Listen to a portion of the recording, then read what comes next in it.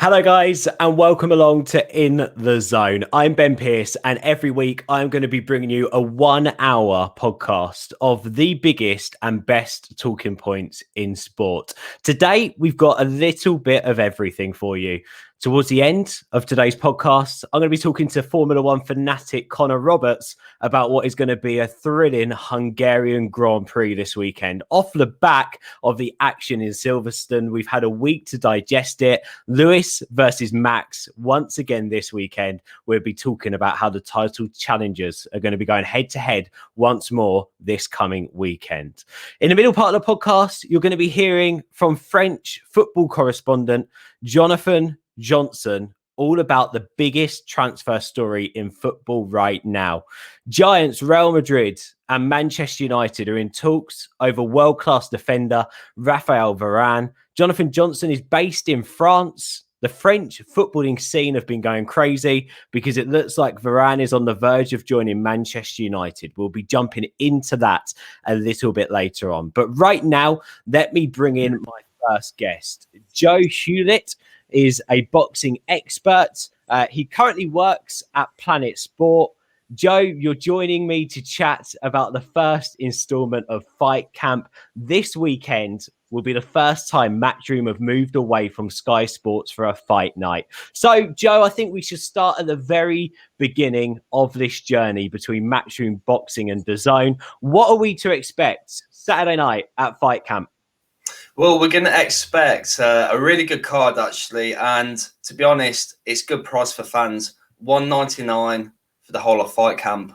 So, literally it's cheaper than a meal deal to subscribe to DAZN in the UK at the minute. And we've got Conor Benn, Anthony Fowler, and quite a few more fighters of that ilk, including Lee Wood as well. And it's just going to be a good card. Conor Benn is kind of like the poster boy for DAZN because Anthony Joshua's got one fight left on his Sky Sports contract, and we need to see who the next star of British boxing is under that DAZN banner.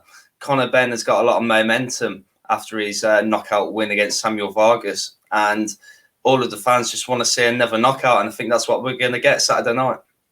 Yeah, it's an interesting one, isn't it? Because DAZN, Eddie Hearn, Matchroom, it's a match made in heaven here. It's accessible for the fans. It means Eddie Hearn's going to get a whole load more money to play about with in these pots to be able to widen the fight cards and put on more competitive and compelling fights. It means we're going to be seeing more Brits box abroad as well around the world. But one big thing I keep hearing about this collaboration is they want to change the face of boxing. They want to put more into production, more into the televised events. Are you expecting Fight Camp to be different from how we know boxing broadcasts? Yeah, well, I mean, it's got a lot of big names, to be honest, from the entertainment world as well as the boxing. You have Mike Costello from the BBC, who is the voice of boxing, but you just can't see him because he does the radio. He's also done the athletics. He is outstanding. And then you've got Laura Woods, who does TalkSport and Sky Sports. She's fantastic. And then you got Maya Jama, who is the most popular female presenter outside of sports. So you've got a mix of those people, and then you've got the likes of Tony Bellew as well. He always brings good value. He knows his boxing inside out. So it's a good lineup in terms of the commentary team, the analysis team. And then, you've got DAZN itself, where it's with Eddie Hearn, and, they've been doing a lot of work together before this for the last 3 or 4 years with DAZN in America. They've been promoting the likes of Anthony Joshua in America for the Andy Ruiz first and second fight. So, yeah, it's the start of something which they see as huge for boxing, a game changer. I know what it's like for Mike. Those jabs that we are the face. We've got a face for radio. Now he finally gets to be a big part of this DAZN broadcast. It's going to be very interesting. But as you say, the voice of boxing, and what a signing for Matchroom and DAZN. I can't wait to hear him on comms this weekend. It's going to be great. The first fight card then of Fight Camp is, as we said, on Saturday. Really looking forward to it. There's so many big fights. You've just mentioned that. Kanzu Zucan, Lee Wood, Tommy McCartney, Chris Bidham-Smith. We've got Campbell Hatton. We've got Anthony Fowler on the card. Then everyone's sleeping on Yildirim against Cullen as well. The fact that Yildirim is right at the bottom of this card. We're going to have to jump into that a little bit later, of course. And the main event, Benn against Granados. Look, for anyone out there who isn't familiar with Conor Benn, maybe is a bit of a casual fight fan. Of course, Conor Benn comes from a fighting family. He's got that second name, but he really has fought against all odds, hasn't he, to become one of the best British boxing prospects. Absolutely, Ben. When he first started, everybody watched him, and to be honest, he wasn't that impressive. After his 10th fight, he probably should have lost to a French fighter. They had the rematch, and he won on the points and done a good job. But after that, we all thought he's probably British level, but he's got the name. He might sell a few tickets. That's about it. And I tell you, the last 2 or 3 years, he's one of the most improved prospects in British boxing. And his last fight against Samuel Vargas was explosive. To beat a Vargas who, he nearly beat Amir Khan. He knocked Amir Khan down a couple of years ago. To knock him out in 80 seconds is a big statement itself, because some people were predicting there could have been a result that didn't go his way that night. Yeah, I know. I remember that, actually. He got a lot of criticism, and the way he built back after that fight, as you said, very early on in his career, has sort of told us everything we need to know about Benn's, let's say, goals in the boxing game and what he wants to achieve. And I think he's a very determined individual with a lot of talent behind him. But what will we learn about Benn in this fight against Granados? Well, I think we're going to learn what he's like when he's the overwhelming favourite, because for the first time in his career, the spotlight is on him, and we are expecting him to win emphatically. So the pressure will be on him. So it's all about his characteristics and how to overcome being the favourite, really, because that can sometimes be tougher than being the underdog in some aspects. But what I will tell you about Conor Benn is he is a family man. He can talk fluent in Spanish. He's a very clever guy. He was obviously brought up with the name. Nigel Benn has made a lot of money. He's worth over $20 million. So Conor Benn does not need to fight. His family are wealthy people, but he's doing it because he loves it. And I think in this fight, we're just going to see that he is actually the real deal. It's going to be his first fight as a dad as well, isn't it? He had a little one not long ago too, which is obviously going to only fuel his fire as well to do well and make his little lad proud. His little boy, little big girl, I can't remember now. But to make his little one proud. But of course, Conor Benn, 12-0. Granados, I saw that he likes a knockout. He's knocked out 15 of the 21 fighters that he's fought against in terms of grabbing that win, but he's also lost 8 and drawn 3. So he's got a lot of background behind him, a lot of experience, Joe. What do you know about Granados? So what I know about Granados is that he has fought Danny Garcia, Adrian Broner, Sean Porter, and he's fell short in all of those 3 fights. So he does have experience against higher end opposition. But the problem for him is he's on the slide, if I'm being honest. He's been knocked out quite a few times in the last few years. And, I think Eddie has been quite clever here, because it's another match-winning fighter against a Mexican. And we all know that Mexicans have kind of, upset the odds against the likes of Anthony Joshua and Josh Warrington in recent times. So there might be this hysteria of, if Conor Benn overlooks him, then this Mexican could knock him out because of the heritage that Mexican fighters have. But I think Eddie Hearn's very clever. It's a great fight because the spotlight's going to be on Fight Camp. A lot of people are going to sign up to DAZN, and Conor Benn should knock him out inside 5 rounds and look good doing so. If he does get through it, he does look good. Amir Khan next. Do you think he's ready for that challenge? I mean, Amir Khan won't take it. It's as simple as that. Amir Khan, a 2-time world champion, shall I say. I always think he won a world title at welterweight, but he never did. He fought Terence Crawford, took a heavy beating, returned the fought Billy Dibb.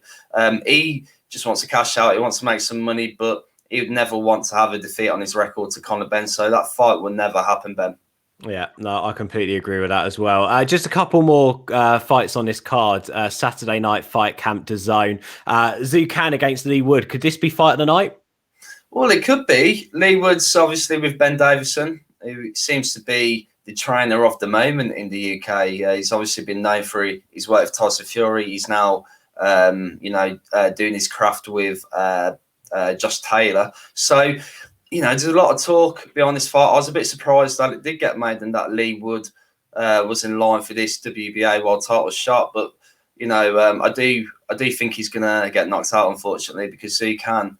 The amount of punches, the amount of volume of punches that he can land, is insane. And it was only 3 or 4 months ago we were talking about him fighting Josh Warrington. So I see it actually being one-sided, if I'm being totally honest. But I've heard Dave Coldwell, who I think manages Lee, doesn't he? And then obviously Ben Davison trains him, talking about his power, Lee's power. And obviously, he's one of those fighters, you say, punch output, outstanding. But when you've got a fighter that constantly is on the offensive and constantly hitting and going to look for the punches, you can leave yourself open to that punch. And we haven't seen it yet, but can he be a one-punch knockout artist, Lee Wood? Could this be the fight where if he does so, everyone stands up and sort of looks at him and goes, you know what?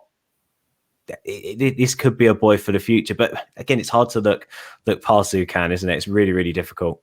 Yeah, of course. And every boxer has their fight of their life. There's always one fight that stands out where they get a massive win. If you look at Darren Barker a few years ago when he won the middleweight world title, there's always one fight. And who's to say he doesn't? Because it is in England. It's in Essex. It's a bit unusual fight camp, but there will be some people in attendance, not a massive crowd, but perhaps the conditions have a little impact on Sukan, and maybe Lee Wood finds that inspiration from the crowd and from the home territory to do the business. But from what I've seen from Sukan, the Chinese fighter, who is normally on the zone worldwide under Golden Boy, I just don't see him losing that title.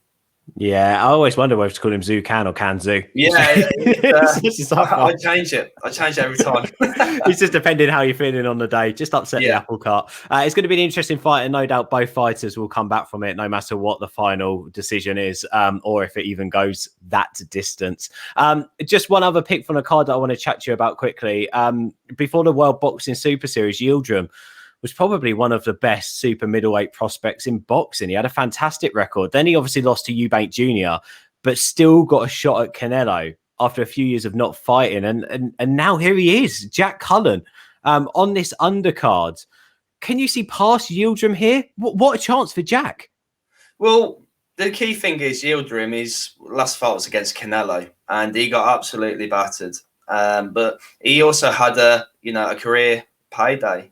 He got a few million in the bank. So the question is, how much hunger does Yildirim have for this fight? Is he just here for the payday, or does he want to have another stab and try and nick a world title at super middleweight once Canelo vacates them all? And that is the main question, because Jack Cullen, he's got a lot of heart. He's got power. He can punch. In his previous fight, he got knocked down in the opening round. So he can get carried away, and he can take a shot. And, his defence is open for him to get exploited. So I believe it's all down to Yildirim, because he's the one with the experience. He's had the big fights in the World Boxing Super Series against Canelo. So it's down to how much he wants it, really. But I imagine it'll be a good scrap. Yeah, I hope so. I really, really do hope so. And, of course, Campbell Hatton, how excited are you about seeing him out again? Yeah, I mean, similar to Conor Benn when he first started his career. I mean, he's had 2 fights. The first one was on the undercard of Dylan White's rematch against Alexander Povetkin in Gibraltar, and he was kind of put on before the co-main and the main event, and he looked very nervous. He didn't look too good, in fairness, but the second fight he improved, and the great thing for him is Ricky Hatton was one of Britain's all-time best, and he's got Eddie Hearn behind him, so you have to trust the process, because he managed Anthony Joshua and got him to here. Eddie Hearn did, and he's got Conor Benn headlining this. And who's to say in 3 years' time Campbell Hatton doesn't headline the card himself? But he has to be managed right. He hasn't got much experience in the amateurs, so I think he might be a fighter where it takes him like 25, 30 fights to win the British world title, for instance. I always thought that in Gibraltar, you're right, Eddie Hearn's a great manager, but I thought they managed him wrong in that situation because he was very much non-stop press that whole week. So no matter, he didn't have a moment to sit there or stand there and go, oh, I'm nervous, I need to find a way to channel this nervous energy. It happened literally as soon as he got in that ring and the lights were on him, and it all came on him. But you can see, can't you? You can see the speed, you can see the ferociousness, you can see his fitness as well already at such a young age. And I'm looking forward to him. He's matched up against a fighter who, don't get me wrong, hasn't got a clean record, probably going to end up a journeyman. 1-4, lost 4 in Jacob Laskowski. Not someone who I know much about, or I don't think anyone does, but he's knocked 2 out, so he's got power, and Hatton needs to be careful. But looking forward to seeing Campbell Hatton out there again. And finally, McCarthy and Billum Smith going at it. I don't know about you, but this to me sort of feels like a winner stays on at cruiserweight between these two. You've got power, you've got strength, you've got great conditioning. They're 2 good fighters, but can either of them be great? What do you reckon, Joe? I really like Billum Smith, to be honest. He's under Shane McGuigan, the trainer who has rebuilt the careers of Lawrence Okoli, George Graves. He's also got Cole Frampton to 2 world titles. McGuigan is possibly the best trainer in the UK. And he's currently doing that work with Anthony Fowler as well, who is also on the card. And I just think Billum Smith, he does look really good. He's impressed me. It was unfortunate to miss out on the British title at the start of the year. And I'm backing him to get the win, to be honest. I really do rate him.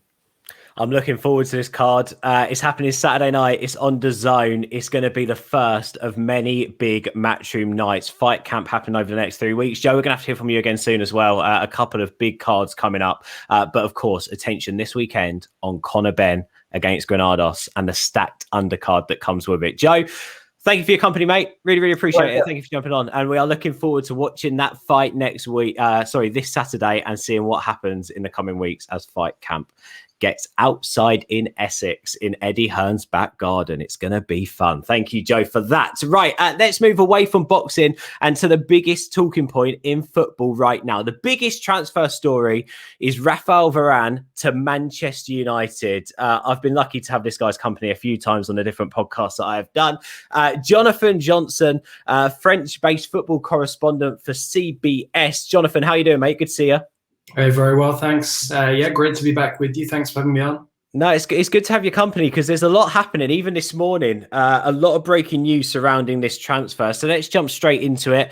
Reports last night broke mainly out of France that this deal, Varane to Manchester United, might have accelerated quite quickly over the past 24 hours. So from you, what's the latest?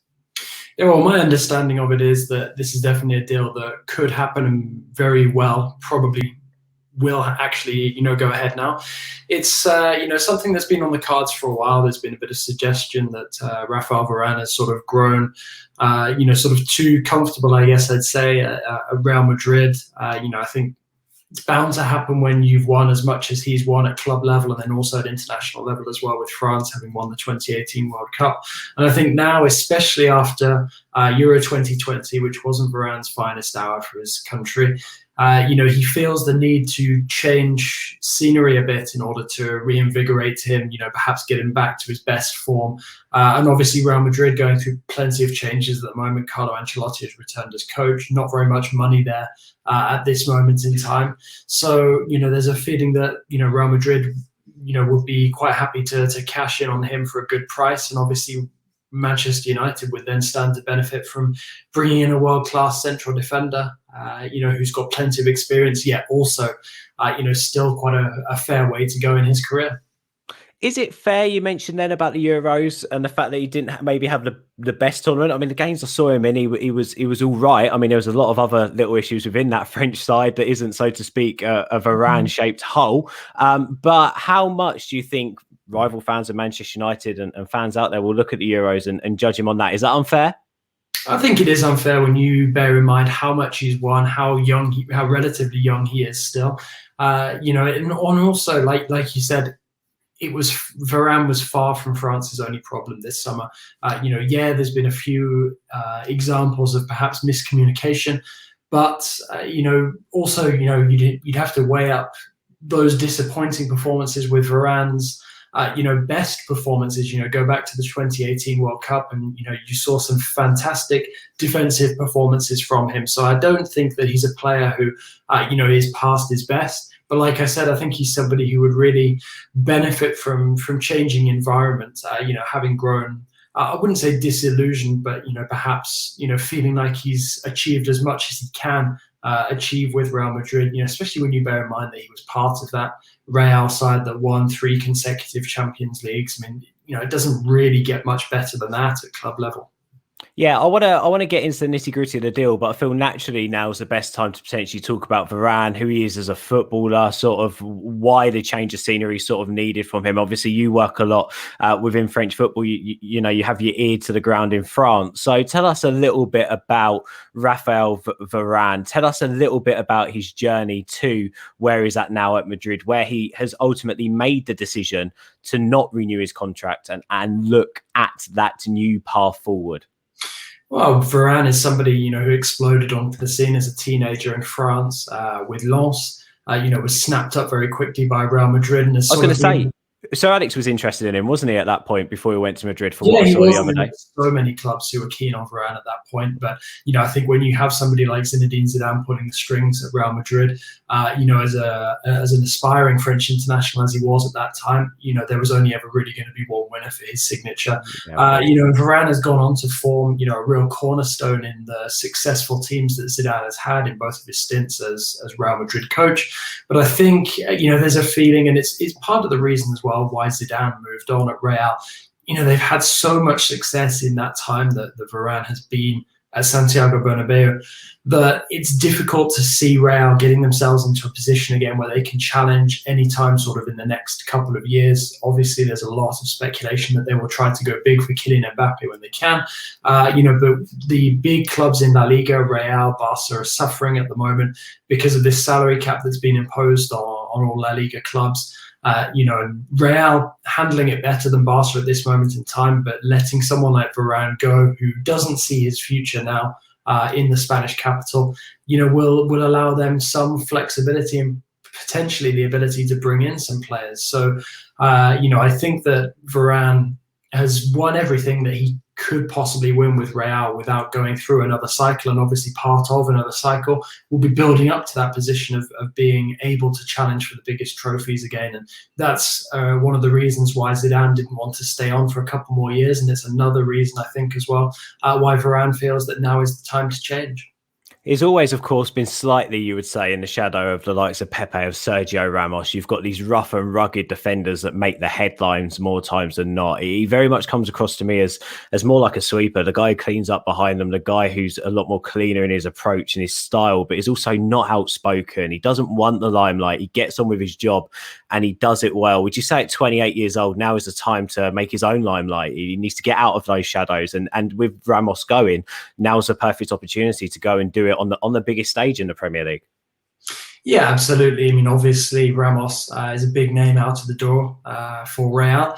But, you know, Varane is somebody who's a lot younger and, yeah, you know, arguably deserves greater credit, greater limelight. But like you said, he's not someone who goes searching for. He's a very down-to-earth guy. I mean, you look at what he's been up to over his summer off so far, you know, going to his hometown, teaching young kids, you know, the fundamentals of football. And it's really heartwarming to see. And I think if he does make the move to Old Trafford, you know, he'd link up with like-minded souls like Edinson Cavani, who I've spoken with you about in the past.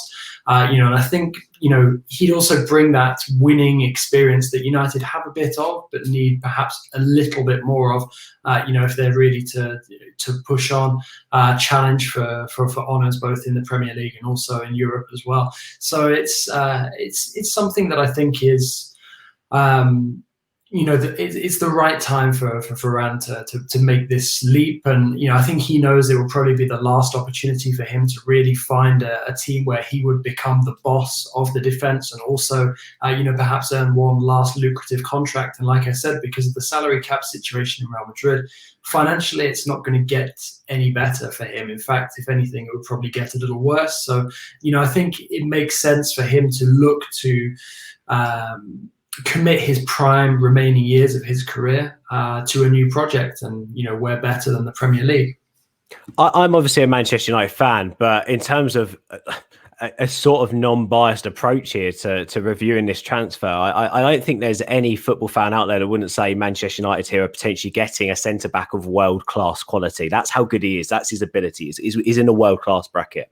But for a club like Manchester United that's been slightly in turmoil, slightly all over the place, United are getting more than that with Varane. You're getting someone who's learned off of the very best in Sergio Ramos. He has leadership capabilities. He's done it on the biggest stage, the World Cup, for example. He's won everything he can win. So he's bringing that winning mentality, like you said, Jonathan.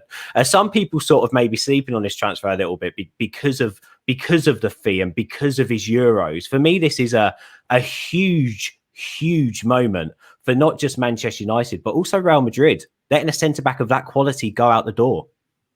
Yeah, absolutely. I mean, we all know how desperate Real Madrid's financial situation is. We saw Florentino Perez being one of the key figures pushing for the Super League breakaway a couple of months ago.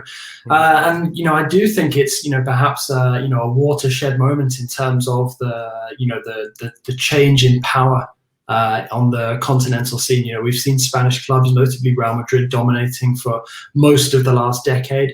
And now it seems like it's the moment for them to sort of hand over the reins for a while. I don't think Real Madrid would willingly want to part with somebody of his quality. But when somebody of that importance says to the club, "Okay, I don't intend to extend my contract," it kind of forces their hand a little bit. Similar to the way that the situation with Paul Pogba is playing out with Manchester United at the moment. There is no sense in keeping a player if you know that they're not going to extend their contract, who's entering into the final sort of year or 2 years of their remaining deal. It makes more sense, especially in this climate at the moment, to cash in on that player, no matter how good they are. And yes, I think that there is sort of global recognition that Varane is a world-class player, and I don't think that would have changed too much after the Euros, because, like I said, there were so many other sort of moving parts to that French failure this summer. So, I don't think that will play too much into Real Madrid's thinking or Manchester United's thinking. But when there's this sort of opportunity that presents itself, it's a no-brainer really for any club that can afford, a player of Varane's caliber. Well, let's hope. We know that Paul Pogba has a secret handshake with all of the French members of the France squad. Let's hope that secret handshake from Varane at Carrington is enough to keep him at United for many years to come. I would hate to see us take what feels like 10 steps forward with Varane and take 5 back by letting obviously Pogba either run down his contract or end up leaving the club. It'd be great to keep these fantastic players who are clearly being brought in the club to take the club on and in the right positions with the right mentality to then start seeing others fizzle out around them. That's obviously not what any fan of any football club wants. But before we get on to negotiations, Jonathan, I just want you to, there's been a lot made of some comments by certain pundits on Rafael Varane. I want to just quickly read one to you and just sort of get your reaction and your thoughts to it. So let me read this quote to you from Jamie O'Hara. He says, "My question was, why is Varane leaving Real Madrid when everyone is making out that he is the best centre-back in the world? I've seen Varane get torn apart by Chelsea in the Champions League. I'd be more worried about his pace." This is sort of reverting back to what I was talking to you about a moment ago. What do you make of these sporadic thoughts on Varane that are coming out? Are they discrediting him? Is that his detriment that he's been in Ramos's shadow a little bit, that he hasn't got that credit he deserves? What are we going to see from him in the Premier League to prove stuff like this wrong? Well, I mean, I definitely think that we'll see him proving people wrong. I mean, defending is not all about pace. The game in general is not all about pace. Yes, it's important to an extent in the Premier League, to be strong, to be fast. But also, there is still a place in the game for, the great thinkers, particularly in defence, guys who can be one step ahead mentally. We still see Thiago Silva performing at the highest level with Chelsea. He's another example of someone who's very cerebral, someone who reads the game very well and has never really had to rely on explosive pace or anything like that to be, recognised as one of the top defenders in the world. I mean, this goes back to the point that I was making earlier. Why is Varane leaving Real Madrid? Real Madrid are entering into a new cycle, and to create a new winning team, it's going to take time. It's going to take a lot of changes. And Varane knows that he's only got a limited amount of time left at the very top of his game. And, perhaps Real Madrid would arrive, sort of at the next high part of their new cycle when he's sort of starting to dwindle and go down, because it might not take just one season, it might take 2 or 3. And I think Varane is looking to commit what he feels will still be his years to give his best of himself, to a team that are closer to being sort of the finished product in terms of challenging for trophies. And I think that's what he sees in this Manchester United setup at the moment, especially given that you've got the stability as well with Ole Gunnar Solskjaer extending his contract just a few days ago.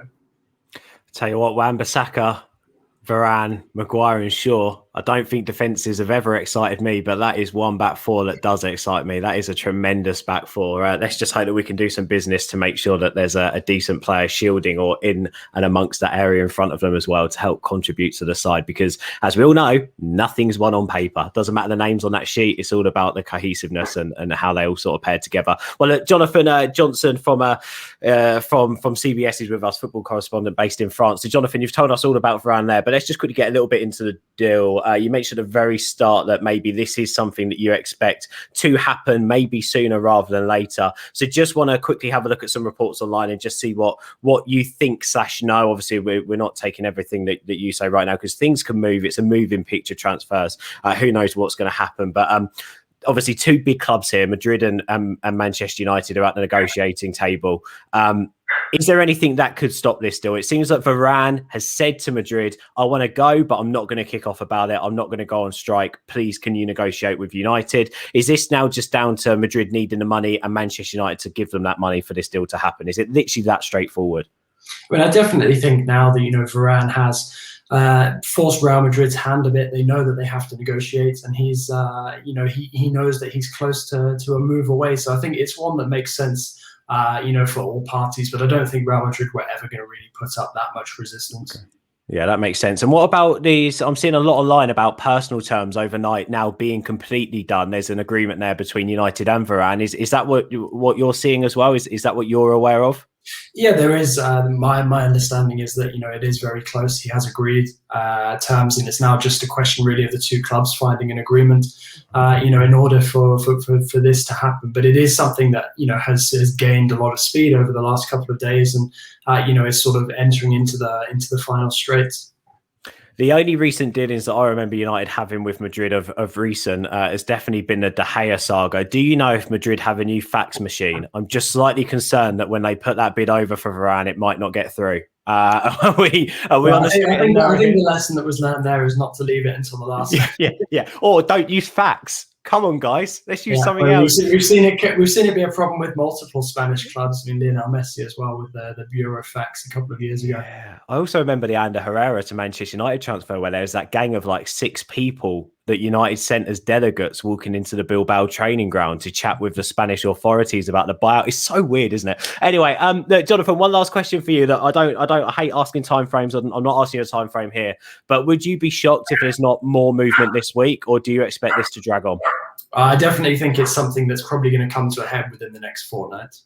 Yeah, lovely, Jonathan. Always a pleasure to chat to you. I take it things are things looking up in France, or is it still difficult out there? It's still a bit complicated, but hopefully they'll iron things out. And with the start of the season, on the verge of getting underway, it's people will be distracted by the football actually being played on the pitch. Love it. Well, Jonathan Johnson, France-based football correspondent for CBS. Jonathan, thank you for joining me, mate. Always a pleasure to chat with you. Cheers, mate. Thank you. And we'll keep an eye on the Varane chatter and hopefully get Jonathan on again soon. Right, from talking about one of the biggest footballing talking points at the moment, it's dominating my timeline. Something that has also been dominating my timeline over the past 2 weeks, mainly because we haven't had any racing since Silverstone, was the big incident at the British Grand Prix. Of course, Lewis Hamilton and Max Verstappen, came to heads on the circuit, which resulted in Max, unfortunately, crashing out, which meant Lewis, more or less, I mean, it took his time. It took some overtaking, but managed to drive his way a heck of a lot closer on the driver's standings than he was when he started the race at Silverstone, which means we're in for some Hungarian Grand Prix this weekend. Conor Roberts, good friend of mine and F1 fanatic. I'm also sure he owns a Max Verstappen fan club.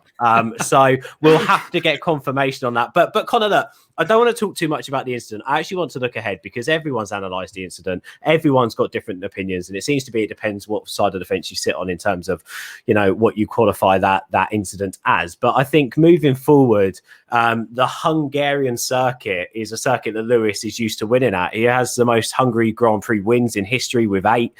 He won the last 3 races in Hungary, but in 2019, do you know what? Reading this up, it reminded me Max took pole in 2019 in qualifying. And last year, he impressively finished second after obviously qualifying in 7th. Max isn't bad in Hungary at all. He always gets the highest performance he can out of the car. And this weekend, it's looking like Verstappen v Hamilton is going to continue. Max is leading Lewis in the driver's standing by 8 points. Of course, I think Max will probably have a thing or two to prove. Mercedes, I don't think they've got any upgrades going in, neither do Red Bull, but the McLarens do. And I've also read that Haas do going into this weekend. But just going back, Conor, last weekend, we saw what can happen when the 2 best drivers on the circuit go at it. That first lap was insane. This weekend, many will be tuning in again for part 2. Do you feel like Max will be thinking in his own head that he's got some ground to regain after what happened at Silverstone? Yeah, I think as a Max fan and possibly for Lewis fans as well, I hope it doesn't play on their minds too much, certainly from a Max perspective, because I think, I'm not going to discuss the incident itself because we could talk about that for hours. However, I think it's very obvious it frustrated him. So I hope that doesn't come into this weekend's race as well, because you've seen what can happen with drivers when it does get hit. And it was inevitable anyway, the way that these two are racing. They're clearly the best 2 drivers on the grid. I don't think anyone can doubt that. It reminds me a lot. We've seen it in the past, Vettel and Webber, Senna and Prost. When you have 2 great title rivals, Hamilton and Rosberg as well, going at it, they're always going to collide at some point. It's just, when you've got racing like that, like you rightly said, the first lap was just brilliant. Up until that point, it was brilliant racing from both of them. So, yeah, Hungary's going to be a weird one. Like I said, I hope it doesn't mentally affect either of them, really, because the last thing we want is another accident. I think we both want to see them going at it again and see some clean racing. That Hungary's a weird one, isn't it? I think it's, a lot of people call it the Monaco without the barriers. So there's not going to be too many overtaking. There literally isn't. The main straight, turn 2, 3, potentially 4 if you're really brave, but so it's not going to be too many overtaking opportunities. So qualifying becomes ever so more important, and I think that's where Max and Red Bull should put their efforts into, because that's where it's, like I said, it's very similar to Monaco. There's not going to be that many overtaking opportunities, so qualifying becomes even more important. But as an aggressive driver as well, as we've seen and we saw last year with Max jumping from 7th to 2nd, it is a track that suits an aggressive driver. But ultimately, again, like, it's different being aggressive middle of the pack to being aggressive when you're out of the front and you're challenging, obviously, for a championship. Just what you're saying now, obviously, what we want to see good, clean racing. But ultimately, we don't want Max to not be aggressive if he's in second, to properly challenge Lewis, because we need challenges in the sport. Your racing is going to be overtaken. But also what we don't want is, after that incident, everything that happened afterwards, we don't need to talk about the racism and what occurred online in an isolated incident, because it's not isolated anymore. But we also don't want Lewis to feel like that he also can't have a look up the inside if the space is there, or try and think ahead to think that there's not an opportunity to race. We want to see 2 races going at it, don't we? And it's important that, as you say, the Hungarian Grand Prix is not known for being a fast overtaking circuit, but what we don't want to do is see Lewis, 500th of a second behind Max, and vice versa. We want to see them both getting on that brake late and trying to get into the corners and challenging each other, don't we? Because that's how you get the best out of great drivers, when they've got a stern challenge. Yeah, I think, and we saw it last year was a bit of a weird one, because that Mercedes car, I think I read a stat, they were 7/10 quicker than the rest of the field last year. Yeah. So that last year, I'm not going to look into too much. And the fact that Max managed to finish second over Bottas is some achievement in itself. And the rest. Yeah, I don't even believe that 7/10. I think that car was probably, like, even on, if you properly calculated it, that car was a good couple of seconds ahead of the pack. So I'm not going to look at last year too much, but you go back to 2019, Verstappen and Hamilton were both, like you said there, we don't want them to not be aggressive. And I don't know if you remember down at turn 4, Hamilton trying to get past Verstappen. He was almost willing to bin it into the wall to get past him, go around the outside at turn 4 and went so far wide. But that's the kind of drivers and that's the kind of racing we want. We want it to be on the edge. Obviously, we don't want to see an accident because it kind of ruins because there's no driver that can get near those two.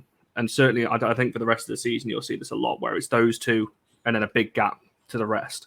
We don't want to see them taking each other out because it happens in racing. I get that, but then like you said, you're going to see Lewis or Max, whichever one it is that is still in the race, and then 50 seconds back to second, third, whoever. Especially at Hungary, because as you rightly said, Hamilton's won the last 8 race wins there. Max is also very strong there, just never has really had the car to compete over a full race. Well, let me ask you, Conor, right? Because we're expecting both cars to be fast on the circuit. We're expecting Max and Lewis to be close, unless Valtteri pulls a performance out of nowhere.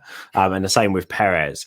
There are talks of Max and Lewis clearing the airs behind the scenes. Do you really think that that's needed? I think these are two title challengers going up against each other. Like, ultimately, I just think it's just let it be. Shake hands before the race and say good luck and get on with it. Like, you don't need to be going behind the scenes and giving each other a cuddle and pretending you're mates. I think that's worse. Yeah, and I think it's been blown way out of proportion. They do actually get on off track. I think it's been blown that they dislike each other. They don't. They actually do get on. But Max has stood up for Lewis on many occasions in press conferences and behind the scene. And to be honest, I've seen a lot of people on both sides against Lewis and against Max saying, "Oh, they're arrogant." You've got to be arrogant to be a world champion. You have to be. You have to have some level of. Yeah, exactly. So this whole idea, it's great for them if they want to talk behind the scenes and clear the air. But like I said, I'm pretty sure. Well, I know that they get on off track, so it's not needed. And like I said, when you're going for a championship, this is what happens. Hamilton and Rosberg are a prime example. They were best friends growing up through karting, through the F2 and 3 days. As soon as they got into F1 and they were challenging for a title together, I mean, even in the early days of F1, they were still really good friends. But as soon as they both got in that Mercedes car and were challenging for the title, all that goes out the window because your one focus is on the title. So, yeah, I don't agree. I mean, it's good for them, if they're pally behind the scenes, but ultimately they're going for one trophy. They're going for that one top spot. So you've got to learn to leave it on the circuit. You've got to learn to leave it on the circuit or leave it in the car. Then once you're out the car, obviously normal life can resume. But ultimately, you're in such a congested season that ultimately you're looking at races nearly every week at the moment with the way that the calendar's set up. Like, of course, you're going to be in a certain bubble. To clear the air, it just seems a little bit drastic for me. The only two that need to clear the air are Horner and Wolf because they go at it like absolute supervillains and then sit in front of the Sky camera together like they're best mates. It's like, come on. I think as well as people always look at it like they hear the team radios or they look at them after the race. Look, the adrenaline that these races are going through at the speeds they're going through and the G's that they're pulling through some of these corners. And you hear someone on the radio calling somebody an idiot or something. Well, they're going to, in the heat of the moment, that just happens. And then when they get off track, like I said, I'm sure they're perfectly fine. But people need to realize the adrenaline that's going through these drivers when they're going through these kind of races, and even immediately after the race, it doesn't just go away straight away as soon as you step out of the car. No, 100%. Well, look, we don't have much time coming on, so I need to rush through these last couple of questions that I really want to push you because they're very interesting. Obviously, after the Hungary Grand Prix, we've got our mid-season break. So, could the winner this weekend be in pole position in the championship, or do you still feel like this is such a tight battle that it's going to go right to the wire? It will go to the wire for sure. Well, I hope it does anyway. No matter who. Obviously, I'm a Max fan, but I hope it does because I'm sick of seeing drivers win the championship 5 races from the end because it kind of makes the rest of the season irrelevant. So, yeah, I want to see it go to the end. However, we've seen just from Silverstone 1 DNF and the championship is swung back the other way again. I know it's only an 8-point gap, but I think Max needs to win this weekend for his own mental state. I think he's done so well up until this point. If he goes into the halfway point behind in the championship, that could really play a mental. And we all know Hamilton's been like 50 odd points behind at the midway stage and still won the championship. So it is definitely too early. And a lot of the tracks after the halfway point, Monza, Belgium, are very favourable for Mercedes. Do you know what worries me though? Do you know what worries me with all this? Sorry, and you can continue the point. What worries me is when Hamilton's done it in the past, it's been down to car reliability. I actually think this Mercedes car it's reliable. I don't know where the pace has gone. And I don't know if the Mercedes has either lost the pace or if Red Bull have just had a substantial upgrade with that engine, that actually they've got the pace. And I think if you're just going to judge this, I think Lewis Hamilton's one of the best like we've seen in our generation. And you cannot doubt the fact that he is a fantastic driver. And if he had something happened and he started 15th on the grid in a race, you would expect him to get to podium. Is that good at the very least?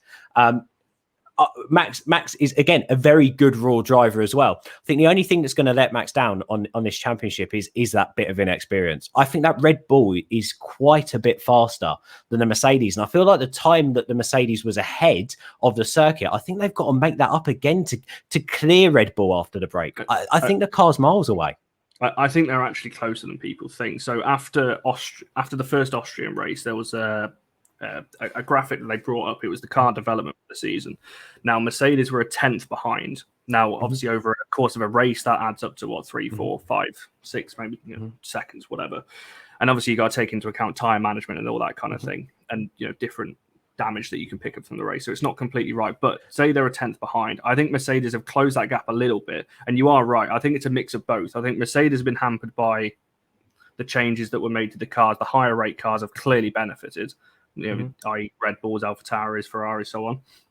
But that Red Bull engine, the Honda engine they brought in, that's my only worry for next season. If you're looking at 2022, Red Bull have put a lot of work into this car, maybe not focused as much as next year, whereas I think Mercedes have had one eye on 22, whereas Red Bull have gone, well, let's just throw everything at 2021 because this is our one chance to win it. Can I say my only disagreement with the point you made there, Conor, which again, it's a really good point made. And when we're looking at pre-season testing, that's fine. But also real-time data, I think we have to look at those sprint races, the sprint qualification. And I think if you look at the sprint qualification, when all cars, and I know you've got to take tyres into account and so many different things, but when all cars are equal, they're on that grid. Verstappen won that sprint qualification with absolute ease on a circuit that Hamilton is meant to be rapid on. Now, I just think that if that Red Bull's in clean air and it can go, I just think there's no stopping it. I think ultimately, and this is why Lewis was so aggressive in that one. He knew he couldn't let that Red Bull be in clean air. He couldn't let it be in clean air. Otherwise, that's race over. And that's my concern. And this is the only reason why, and I say experience will play a part, Hamilton knows a lot is resting on that Mercedes in qualifying. Now, moving towards now and the end of the season, and even with no upgrades. So, don't watch that, mate. Watch that mic. I think don't punch the mic. Honestly, I think it's very even between the two of them and who's going to win this championship. But I would say that Verstappen has the slight edge with that car the way it is at the moment. And I think real time, it's showing me speeds that I've not seen from a Red Bull in years. Quickly, because we've got to end there, mate. Who's going to win it then? Who's winning?